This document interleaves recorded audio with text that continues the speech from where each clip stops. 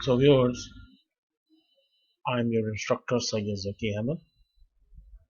I'm going to tell you about the capital budgeting. You know what the capital budgeting means, which is planning for future, planning in ahead for a project, whether it will be valuable for the company or not.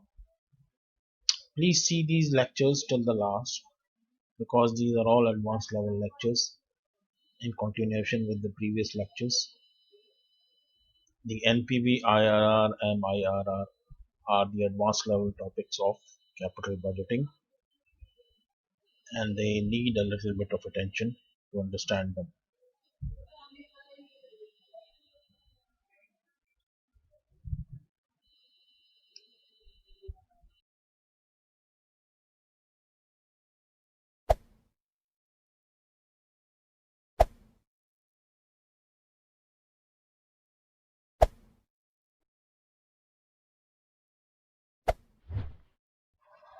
Now, coming back to our lecture now, this is financial management lecture number 5, still continuation of the capital budgeting procedure. Today I am going to tell you in this lecture the net present value NPV, profitability index PI, internal rate of return IRR, modified internal rate of return MIRR.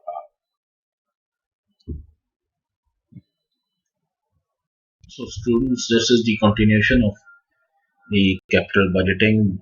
The next coming techniques, net present value, is uh, as an advanced level technique. Basically, it involves discounted cash flow also, and it's a better way of evaluation of a project. Now, net present value is basically the difference between the present value of cash inflows and present values of cash outflow over a period of time. So, net present value is used in capital budgeting and investment planning to analyze the profitability of a projected investment or project. The formula is here: all the yearly cash flows divided by their present value factors will give us present value of all the cash flows. They are added together. The net investment and difference comes out to be net present value. Let us do an example now. Let us say a company wants to invest 100,000 in the investment, and from the marketing staff and the salespeople, it has a prediction of inflows for this project for rupees 100,000 first year, 250,000 in the second year, and 350,000 in the third year, and 265 in the fourth year. Similarly, 415,000 in fifth year. So assume the discount rate is 9%.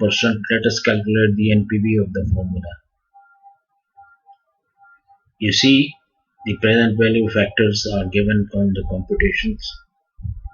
You see, with 9% in the first year, it is divided by 1.09. Second year, it is divided by 1.09 raised to the power 2. So, and similarly, so on. These are multiplied to get the present value of the values in money invested and similarly money received.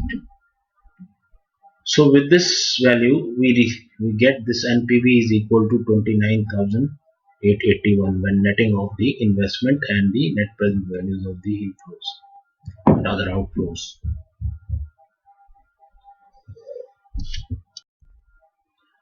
Now, how to decide which project to choose or which not to choose? Now, these are certain decision rules here we follow. In case of a standalone project, we accept the project only if the NPV is positive and reject the project if NPV is negative. These are for the standalone projects. So normally we stay indifferent if accepting or rejecting if NPV is 0. In case of mutually exclusive projects like competing projects, we accept the project with higher NPV. The previous project was a standalone So we accepted the project as it was positive.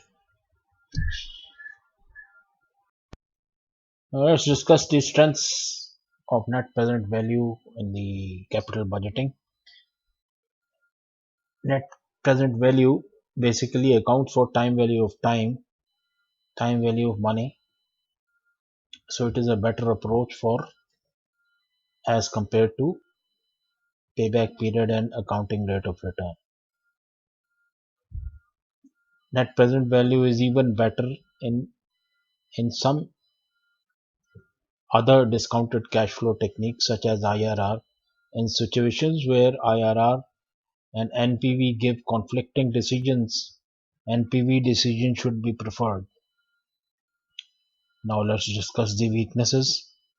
NPV is after all an estimation. It is sensitive to the changes of cash flow, cost of capital, and normally the sensitive analysis and scenario analysis to see these conclusions have very varying changes with the little changes. And net present value does not take into account the size of the project. Now consider a situation if a company has limited funds and alternative proposals. We can use each proposal with the same amount of investment, and NPV is the best decision making, the highest NPV. Now consider the problem. Now we have different kinds of investments proposals and different present values of cash flows coming up. So how do we decide in those which one is the best to take decision? So the profitability index is the capital budgeting technique that is used here, where amount of investment changes and the cash flows also are different every time. So let's see in the next slide an example so we understand.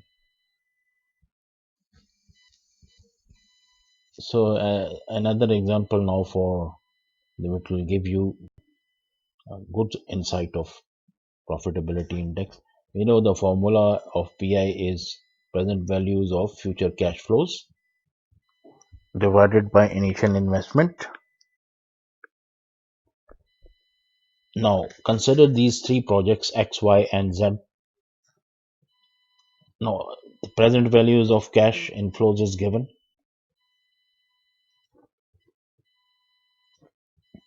Similarly, the initial investment required is also given here.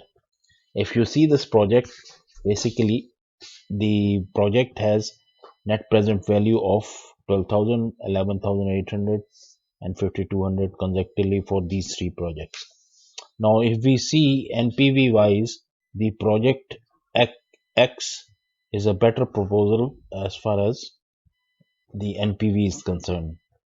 But if we see the profitability index, the better project is project Y, which stands where index is 1.07 as compared to X, which is second number as far as the ranking is concerned, and the third ranking is 1.03.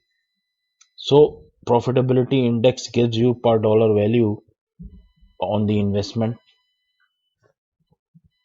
so gives you better idea of investment.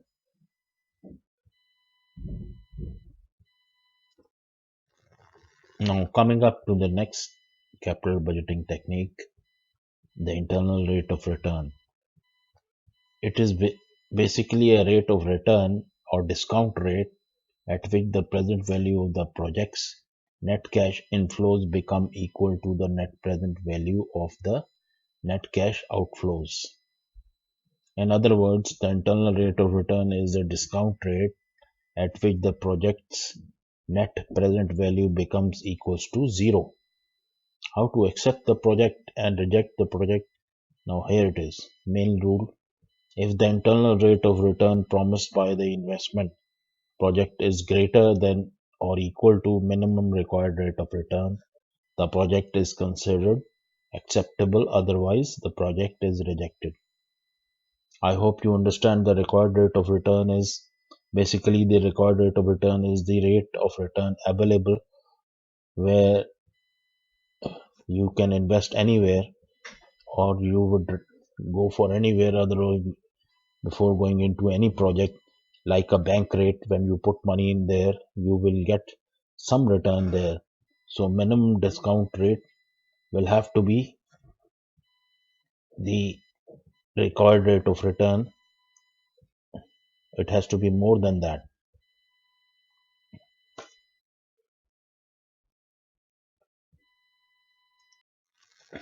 Now, how is IRR found manually? It can be easily found by Excel in formula, where we have MS Excel. We have a formula for IRR. We can easily find it out through Excel, Microsoft Excel. But manually, it we have to go through hit and trial method. The formula is given here: zero NPV and all this. You see, P1 divided by 1 plus IRR. IRR is the required rate of return or the discount rate, where to make the NPV zero. The formula is given here. Now let us get the pointer out and I'll show you. Now we play with in manually with hit and trial method. First of all, we take the cost of capital or the required rate of return a little higher, or whatever, where it goes to negative NPV. Similarly, we change the required rate of return to a little lower, so we get a positive NPV. And where by interpolation, where zero NPV in these figures, we can get the exact IRR. Now here in this project, I have a investment of minus 50,000, and similarly the cash flows yearly are given here, 4-year cash flows. Now let's check it with a required rate of return of 12%. When we use 12%, the present values of the cash flows becomes like this, and the NPV goes to minus 312. Similarly, now the next technique is how to get the positive NPV, because we have the minus 1. So positive NPV will reduce the required rate of return 2%, and now we check it out with these present values. So we get a positive NPV of 1926. Now by interpolation here below, you can see we can find IRR. This is the hit and trial method. We have to check the required rate of return where it is negative and where it is positive by changing the figures by 2%. So we get an exact figure where the NPV gets to zero, and what would be that required rate of return where it will be zero. So it is given here by interpolation here below. You can see we found the IRR is 11.7%.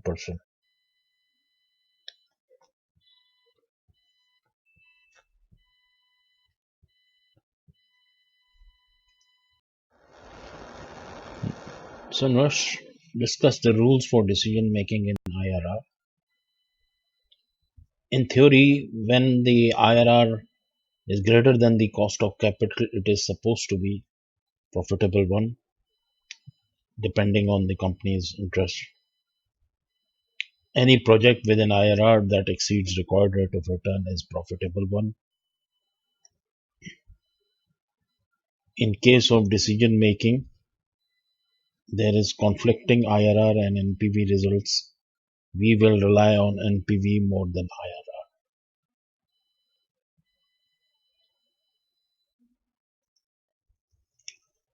Now let's consider the merits and demerits of IRR.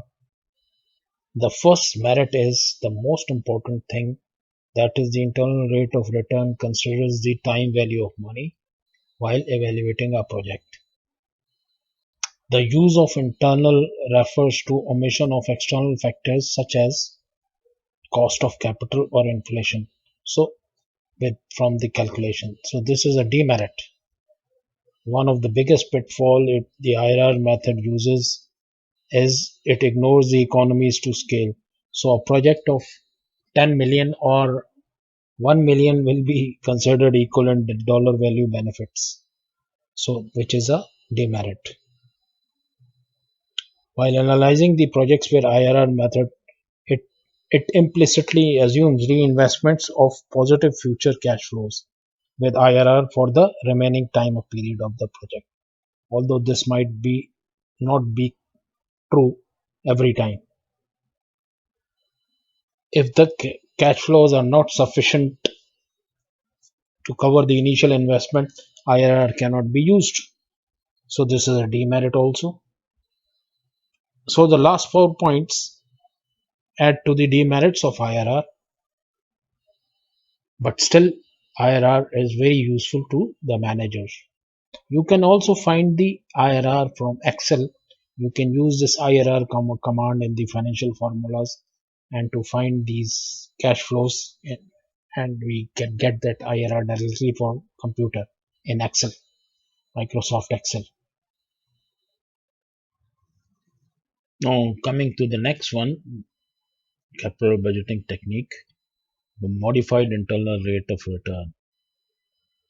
We had a demerit in IRR that we were reinvesting the coming cash flows with the IRR, which can be higher or which can be lower. But we were reinvesting cash with the same uh, rate, which was imaginary basically also, and it is incorrect normally for assuming purpose. Now here, the modified internal rate of return is a little advancement in that the modified internal rate of return MIRR assumes that the positive cash flows are reinvested at the firm's cost of capital rather than the IRR, and the initial outlays are financed at the firm's financing cost. That means we take the cost of capital in our uh, project as assumptions, so we can assume what is the best way to take out MIRR.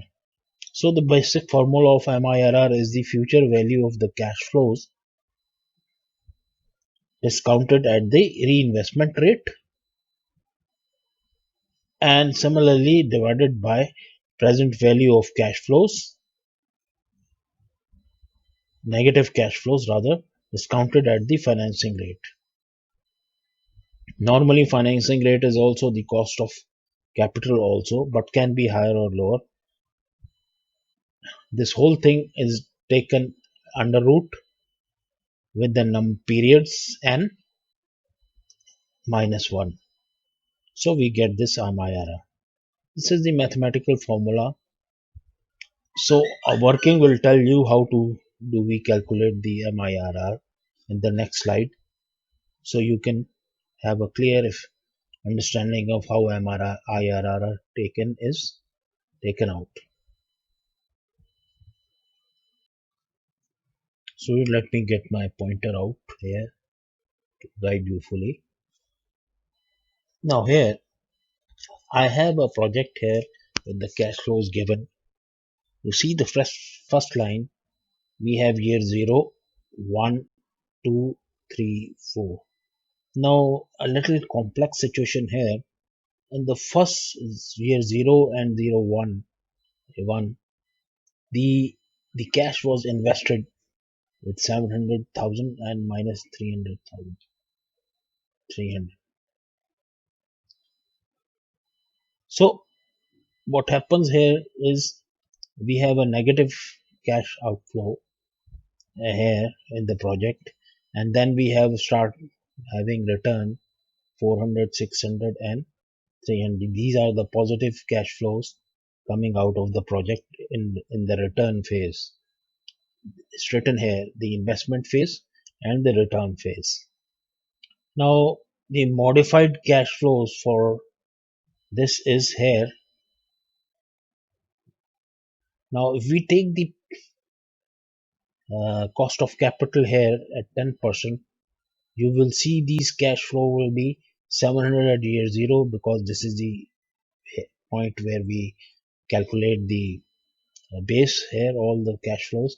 This 300 becomes minus 272 with the 10% cost of capital. Similarly, the 400. Now here we start with the future value now. Now with the 400 becomes with a 10% in the 10% rate, 484, 660, and 300. This is the future value of the cash flows coming here.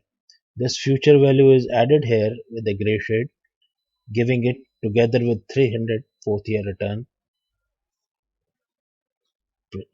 Present values of is equals to 14440.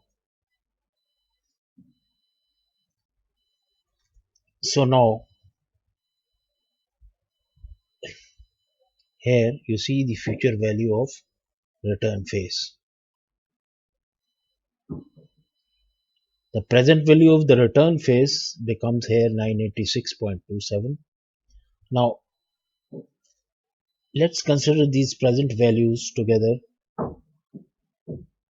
here for all the years, taking the base here at year 0. Now all these values, when we take the present value, it becomes to 986.27 of the return value. The present value of the investment phase, 700 was there. This became with 10% cost of capital. We take this present value here. We take this reinvestment rate here. Now it become 972. You see this blue mark. This is the total of these two present values. Similarly, the present values of all the future outlays is coming here 986.27. Now the MIRR, IRR in this case is 10.59 out computed. Now the MIRR becomes like this: the 986.27 divided by 972.73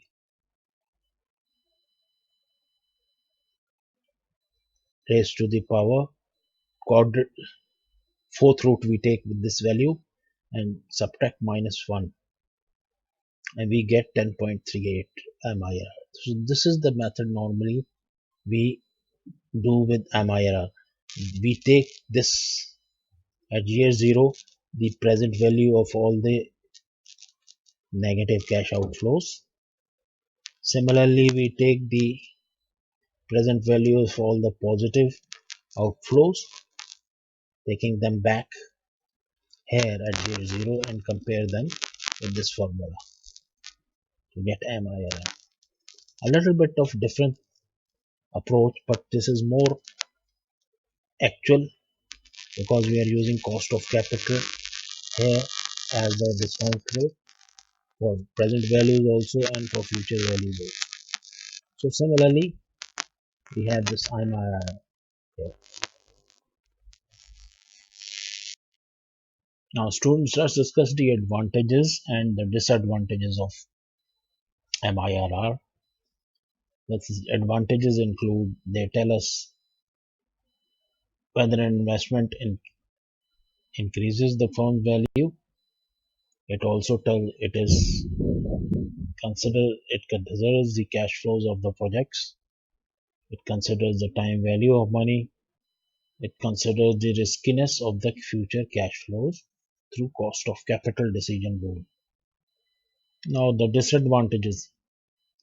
It requires an estimate of cost of capital in order to make a decision. You may not get value maximizing decisions when used to compare mutually exclusive projects. May not give the value maximizing decision when used to choose projects when there is capital rationing or you have limited capital. So our lecture number 5 ends here. Our coming next lecture will be financial management lecture number 6.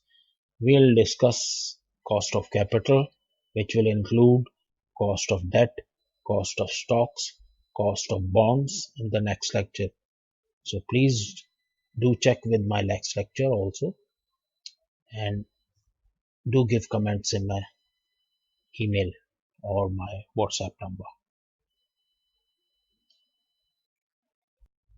Now students, I end this my lecture today, and the view kindly refer my parent channel, that is Mindbenders 172, for more knowledge videos, and subscribe if you are here for the first time. I am going to start a new channel, Lesson Pair, for my lectures and specifically for my educational channel, which will be running in a due course in a few days. Kindly refer to that also if you need some more knowledge items. For all your queries, you may contact my email given here or WhatsApp number.